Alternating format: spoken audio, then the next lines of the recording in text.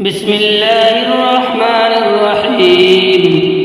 الحمد لله الذي أنزل على عبده الكتاب ولم يجعل له عوجا قيما لينذر بأسا شديدا من لدنه ويبشر المؤمنين الذين يعملون الصالحات أن لهم أجرا حسنا ماكثين فيه أبدا وينذر الذين قالوا اتخذ الله ولدا ما لهم به من علم ولا لآبائهم كبرت كلمة تخرج من أفواههم إن يقولون إلا كذبا فلعلك باخع نفسك على آثارهم إن لم يؤمنوا بهذا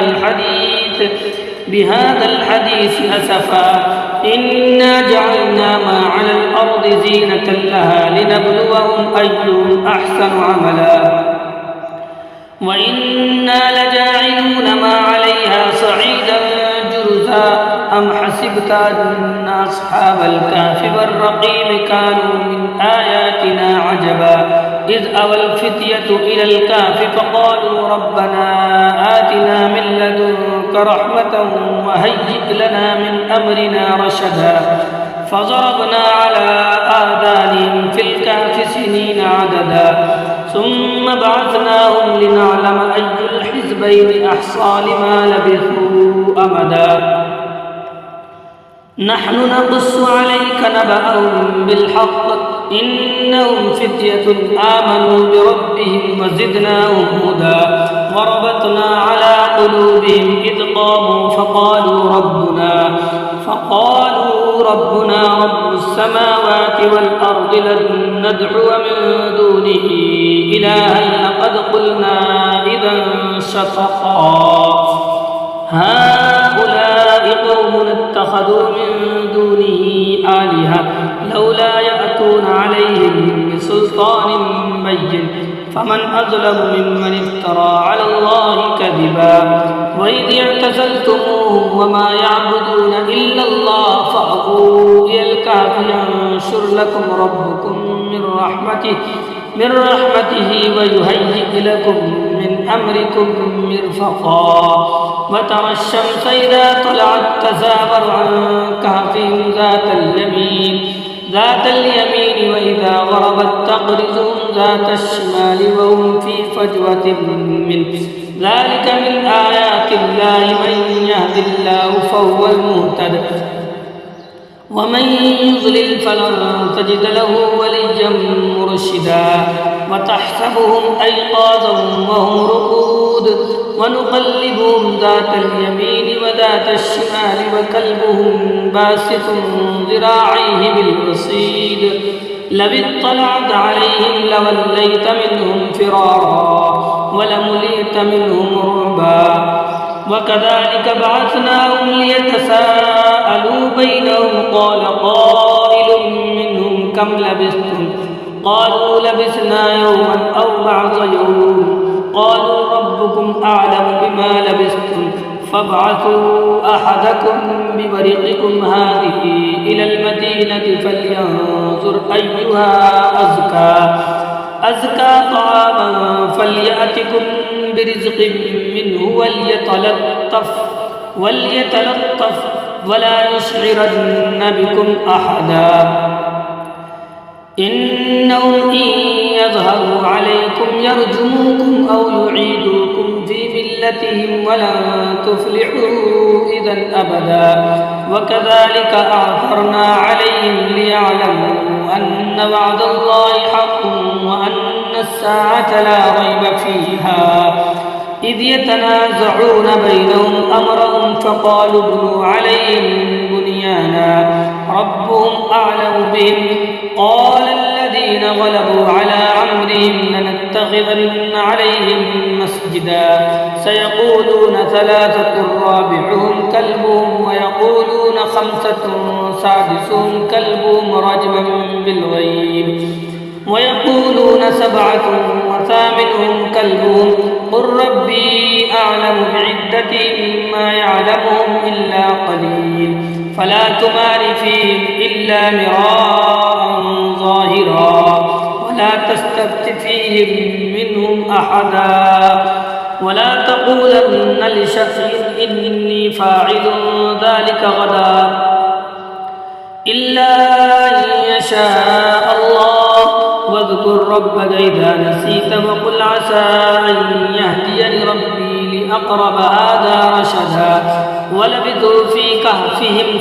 300 سنين وازدادوا 9 قل الله أعلم بما لبثوا له غيب السماوات والأرض أبصر به وأسمع ما لهم من دونه من ولي ولا يشرك في حكمه أحدا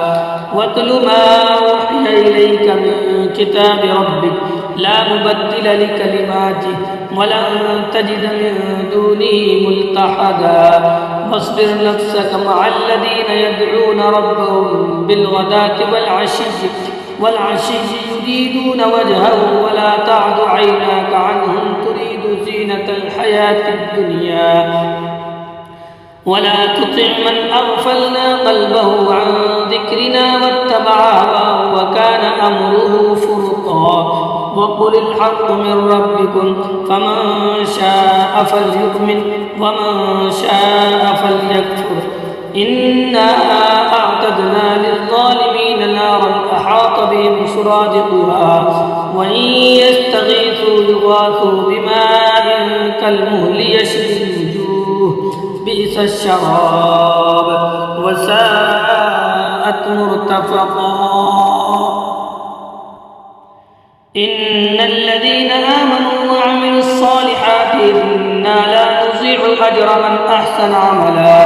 أولئك لهم جنات عدن تجري من تحتها الأنهار يحلون فيها من أسابر من ذهب ويلبسون ثيابا خضرا من سندس واستبرق متكئين فيها على الأرائك نعم الثواب وحسنت مرتفقا واضرب لهم مثل الرجلين جعلنا لأحدهما جنتين من أعناب وحففناهما بنخل وجعلنا بينهما زرعا كلتا الجنتين آتت أكلها ولم تظلم منه شيئا وفجرنا خلالهما نهرا وكان له ثمر فقال لصاحبه وهو يحاوره أنا أكثر منك مالا وأعز نفرا ودخل جنته وهو ظالم لنفسه قال ما أظن أن تبيد هذه أبدا وما أظن الساعة قائمة ولئن رددت إلى ربي لأجدن خيرا منها منقلبا قال له صاحبه وهو يحاوره أكفرت بالذي خلقك من تراب ثم من نطفة ثم سواك رجلا لكن هو الله ربي ولا أشرك بربي أحدا ولولا دخلت جنتك قلت ما شاء الله لا قوة إلا بالله إن ترني أنا أقل منك مالا وولدا فعسى ربي أن يؤتيني خيرا من جنتك ويرسل عليها حسبانا من السماء فتصبح صعيدا زلقا أو يصبح ماؤها غورا فلن تستطيع له طلبا وأحيط بثمره فأصبح يقلب كفيه على ما أنفق فيها وهي خاوية على عروشها ويقول يا ليتني لم أشرك بربي أحدا ولم تكن له فئة ينصرونه من دون الله وما كان منتصرا هنالك الولاية لله الحق هو خير ثوابا وخير عقبا واضرب لهم مثل الحياة الدنيا كماء أنزلناه من السماء فاختلط به نبات الأرض فأصبح حشيما تذروه الرياح وكان الله على كل شيء مقتدرا المال والبنون زينة الحياة الدنيا والباقيات الصالحات خير عند ربك ثوابا وخير أملا ويوم نسير الجبال وترى الأرض بارزة وحشرناهم فلم نغادر منهم أحدا وعرضوا على ربك صفا لقد جئتمونا كما خلقناكم أول مرة بل زعمتم أن لن نجعل لكم موعدا ووضع الكتاب فترى المجرمين مشفقين مما فيه ويقولون يا ويلتنا ما لهذا الكتاب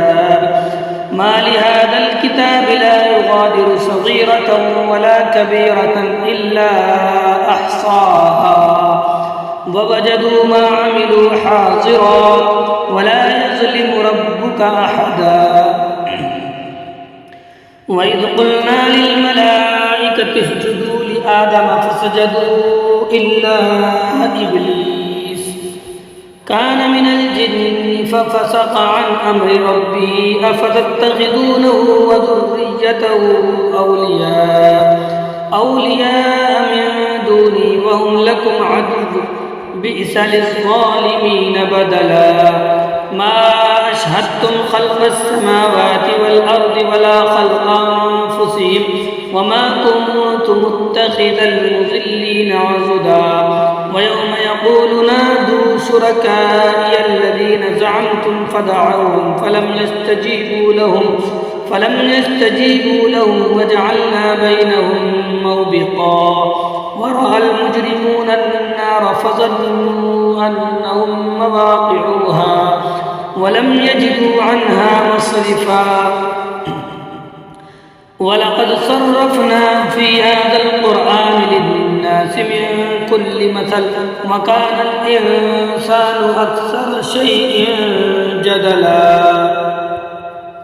وما منع الناس أن يؤمنوا إذ جاءهم الهدى ويستغفروا ربهم إلا أن تأتيهم سنة الأولين أو يأتيهم العذاب قبلا وما نرسل المرسلين إلا مبشرين ومنذرين ويجادل الذين كفروا بالباطل ليدحضوا به الحق واتخذوا آياتي وما أنذروا هزوا ومن أظلم ممن ذكر بآيات ربه فأعرض عنها ونسي ما قدمت يداه إنا جعلنا على قلوبهم أكنة أن يفقهوه وفي آذانهم وقرا وإن تدعوهم إلى الهدى فلن يهتدوا إذا أبدا وربك الغفور ذو الرحمة لو يؤاخذهم بما كسبوا لعجل لهم العذاب بل لهم موعد لن يجدوا من دونه موئلا وتلك القرى أهلكناهم لما ظلموا وجعلنا لمالكهم موعدا وإذ قال موسى لفتاه لا أبرح حتى أبلغ مجمع البحرين أو أمضي حقبا فلما بلغا مجمع بينهما نسيا حوتهما فاتخذ سبيله في البحر سربا فلما جاوزا قال لفتاه آتنا غداءنا لقد لقينا من سفرنا هذا نصبا قال أرأيت إذ أوينا إلى الصخرة فإني نسيت الحوت وما أنسانيه إلا الشيطان أن أذكره واتخذ سبيله في البحر عجبا قال ذلك ما كنا نبغي فارتدا على آثارهما قصصا فوجدا عبدا من عبادنا آتيناه رحمة من عندنا وعلمناه من لدنا علما قال له موسى هل أتبعك على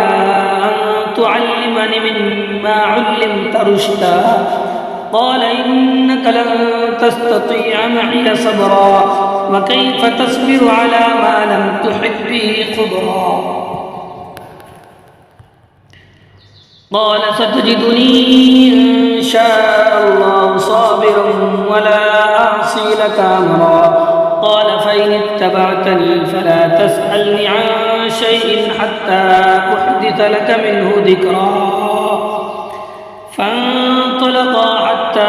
إذا ركبا في السفينة خرقها قال أخرقتها لتغرق أهلها لقد جئت شيئا إمرا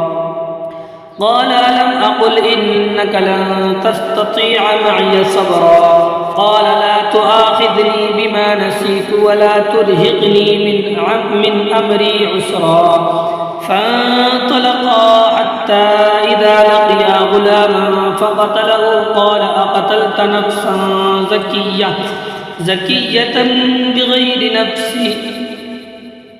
زكية بغير نفس لقد جئت شيئا نكرا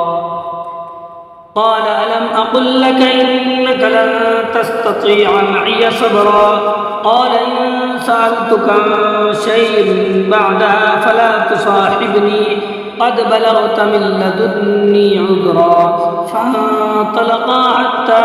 إذا أتيا أهل قرية استطعما أهلها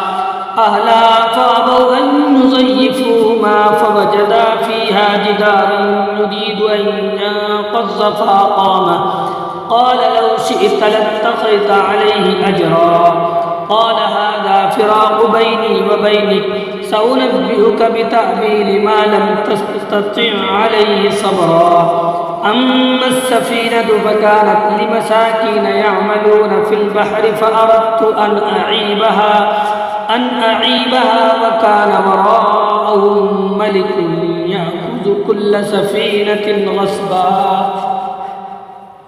وأما الغلام فكان أبواه مؤمنين فخشينا أن يرهقهما طغيانا وكفرا فأردنا أن يبدلهما ربهما خيرا منه زكاة وأقرب رحما وأما الجدار فكان لغلامين يتيمين في المدينة وكان تحته كنز لهما وكان أبوهما صالحا فأراد ربك أن يبلغا أشدهما ويستخرجا كنزهما رحمة من ربك وما فعلته عن أمري ذلك تأويل ما لم تستطع عليه صبرا ويسألونك عن ذي القرنين قل سأتلو عليكم منه ذكرا إنا مكنا له في الأرض وآتيناه من كل شيء سببا فأتبع سببا حتى إذا بلغ مغرب الشمس وجدها تغرب في عين حمئة ووجد عندها قوما قلنا يا ذا القرنين إما أن تعذب وإما أن تتخذ فيهم حسنا قال أما من ظلم فسوف نعذبه ثم يرد إلى ربه فيعذبه عذابا نكرا وأما من آمن وعمل صالحا فله جزاء الحسنى وسنقول له من أمرنا يسرا ثم أتبع سببا حتى إذا بلغ مطلع الشمس وجدها تطلع على قوم لم نجعل لهم من دونها سترا كذلك وقد أحطنا بما لديه خبرا ثم أتبع سببا حتى إذا بلغ بين السدين وجد من دونهما قوما لا يكادون يفقهون قولا قالوا يا ذا القرنين إن يأجوج ومأجوج مفسدون في الأرض فهل نجعل لك خرجا على أن تجعل بيننا وبينهم سدا قال ما مكنني فيه ربي خير فأعينوني بقوة أجعل بينكم وبينهم ردما آتوني زبر الحديد حتى إذا سابا بين الصدفين قال انفخوا حتى إذا جعله نارا قال آتوني أفرغ عليه قطرا فما استطاعوا أن يظهروه وما استطاعوا له نقبا قال هذا رحمة من ربي فإذا جاء وعد ربي جعله دكا وكان وعد ربي حقا وتركنا بعضهم يومئذ يموج في بعض ونفخ في السور فجمعناهم جمعا وعرضنا جهنم يومئذ للكافرين عرضا الذين كانت أعينهم في غطاء عن ذكري وكانوا لا يستطيعون سمعا أفحسب الذين كفروا أن يتخذوا عبادي من دوني أولياء إنا أعتدنا جهنم للكافرين نزلا قل هل ننبئكم بالأخسرين أعمالا الذين ضل سعيهم في الحياة الدنيا وهم يحسبون أنهم يحسنون صنعا أولئك الذين كفروا بآيات ربهم ولقائه فحبطت أعمالهم فلا نقيم لهم يوم القيامة وزنا ذلك جزاؤهم جهنم